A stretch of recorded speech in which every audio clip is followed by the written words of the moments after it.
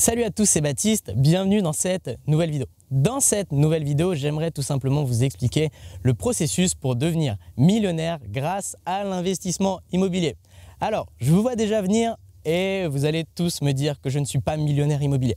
Cependant, j'ai une stratégie qui va me permettre d'atteindre le million d'euros avec certitude et c'est ce que je vais vous expliquer dans cette vidéo. La première étape, c'est tout simplement d'acheter un bien à 100 000.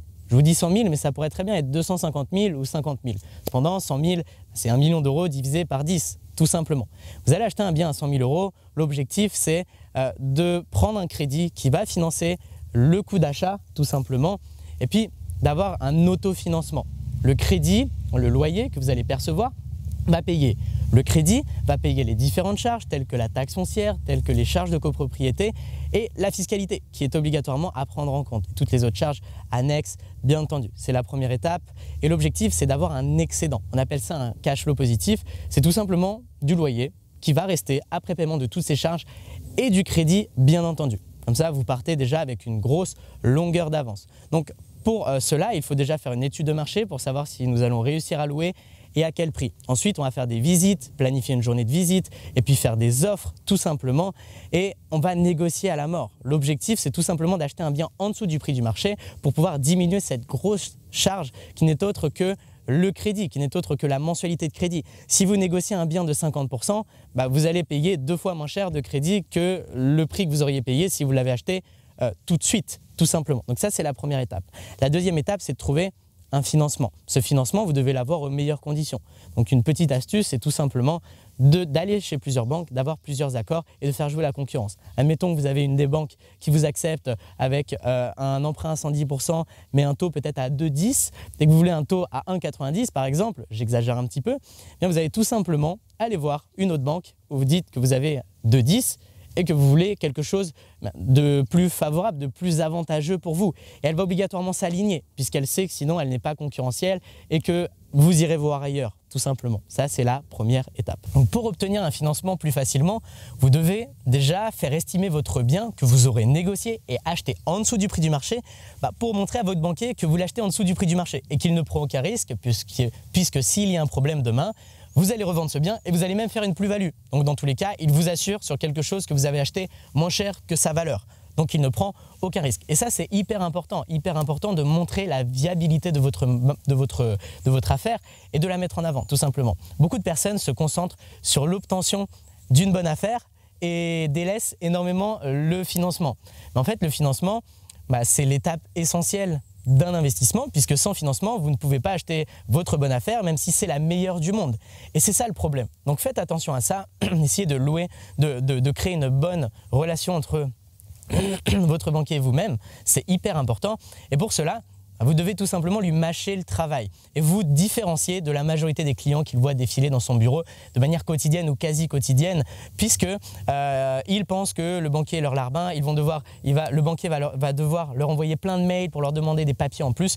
Vous allez arriver avec un prévisionnel, avec des photos du bien, avec une estimation pour montrer que vous l'avez acheté en dessous du prix du marché et aussi et surtout avec toute la panoplie des documents qui sont nécessaires, que ce soit votre carte d'identité, vos relevés de salaire, tout votre historique. Et c'est ça qui est hyper important.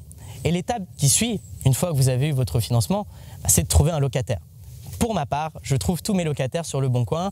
Et voilà, le marketing des petites annonces, c'est un travail, d'accord ? Il faut mettre en avant votre bien, donc le secteur, mettre en avant tout l'équipement que vous avez et respecter la règle des 5%. C'est une règle que j'ai inventée et qui dit que vous devez avoir un bien qui se trouve dans le top 5% des biens sur votre marché. Pour avoir énormément de demandes, pouvoir louer éventuellement plus cher, mais pour surtout avoir énormément de demandes, pouvoir être sélectif dans le choix de vos locataires, c'est hyper important, puisque si vous n'êtes pas sélectif, vous allez attirer des gens qui ne vont peut-être pas vous payer, alors que si vous avez 100 demandes, eh bien, vous pourrez choisir la personne qui a un profil de fou, qui est éventuellement dans des études en médecine 2e année par exemple, donc qui a passé la première année de médecine qui est la plus difficile et qui part éventuellement pour un cursus de 7, 8, 9, 10 ans, je ne sais pas. Et c'est ça qui est hyper important. Et comme vous avez un bien de qualité, à un prix qui est quand même raisonnable, cette personne va rester. Et en plus, elle va respecter votre bien puisque vous la respectez en lui louant quelque chose de qualité. Et ça, c'est hyper important. La quatrième étape est tout simplement de reproduire l'opération. Je vous ai dit tout à l'heure qu'on allait investir dans un bien à 100 000 €, que vous allez emprunter 100 000 €. Il va falloir reproduire cette opération 10 fois pour tout simplement être propriétaire d'1 million d'euros de patrimoine. Maintenant, c'est à crédit, c'est pas net, c'est pas dans votre poche. Pour vous donner un exemple, voilà, 100 000 € empruntés sur 20 ans, ça vous fait à peu près 520-525 € de mensualité. Et l'objectif, c'est quoi? C'est d'investir dans plusieurs biens, d'avoir du cash flow, donc, je répète, un excédent, une fois les charges, une fois le crédit payé, du loyer. Il reste une partie du loyer une fois toutes ces charges payées. Et c'est important d'avoir plusieurs cash flows, plusieurs excédents de plusieurs biens. Et vous allez concentrer tous ces excédents dans le remboursement anticipé d'un seul crédit pour vous débarrasser de cette dette le plus rapidement possible. Admettons que vous avez 400 € de cash flow sur 3 biens, donc 525 parce que vous avez emprunté 3 fois 100 000 €, vous avez 525 € de crédit sur 3 biens, donc à peu près voilà, un peu plus de 1500 € et vous avez 400 € de cash flow x 3. Soit 1200 € du coup qui tombent dans votre poche pour vivre ou pour rembourser en anticipé. Si vous concentrez ces 1200 € dans le remboursement anticipé d'un seul de vos crédits, vous allez pouvoir rembourser très rapidement votre prêt, un seul prêt. Et vous allez vous libérer de 520 € de dette, être propriétaire d'un bien à 100 000 € complètement. Et du coup, vous avez 520 € de pouvoir de remboursement anticipé en plus qui vont venir s'ajouter à vos 1200 €. Donc vous avez 1200 €, vous avez terminé cette dette de 520 €, donc vous n'avez plus 1200 €, mais vous avez 1700 €. Et du coup, vous êtes beaucoup plus puissant puisque vous investissez beaucoup plus rapidement. Et c'est un cercle ultra vertueux puisque vous allez à côté, encore une fois, multiplier les différentes opérations, vous débarrasser de plus en plus de crédits et avoir une capacité d'emprunt, de remboursement anticipé bien plus élevée que dans vos débuts. D'accord? Donc, vous avez bien compris avec cette vidéo, et en tout cas, c'était mon objectif, faire comprendre que devenir millionnaire immobilier, c'est à la portée de tout le monde. À ma portée, à votre portée et à la portée de vos proches. Il suffit simplement de comprendre le processus. Et voilà, en le simplifiant comme je viens de le faire dans cette vidéo, vous comprenez bien que c'est très simple et que vous êtes capable d'investir dans l'immobilier complètement et de devenir millionnaire immobilier si c'est votre objectif. Peut-être que votre objectif, c'est tout simplement de devenir indépendant financièrement et vous vous contenterez de 1500 ou 2000 € par mois. Dans ce cas-là, vous avez juste à faire 3-4 opérations du coup à 400 € de cash flow, ce qui vous fera 1200-1600 € net dans votre poche et vous arrêtez là, vos crédits s'autofinancent et basta tutti. Et sinon, vous avez une autre possibilité, eh bien c'est tout simplement de vous concentrer sur le remboursement de vos prêts. Si vous avez peut-être un travail qui vous plaît, peut-être que vous avez déjà des revenus tierces et c'est votre choix.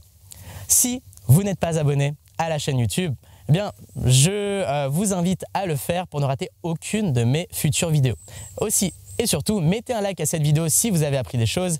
Et j'ai créé 1 heure de formation et un e-book offert que vous trouverez dans la description qui vous expliqueront tous les principes fondamentaux de l'investissement immobilier pour pouvoir investir avec succès. On va voir comment acheter un bien rentable, on va voir comment obtenir un financement, trouver des locataires en or, optimiser votre rentabilité. On verra tout ça, c'est dans la description, vous avez juste à mettre votre email. Je vous dis à très vite dans une prochaine vidéo. Merci.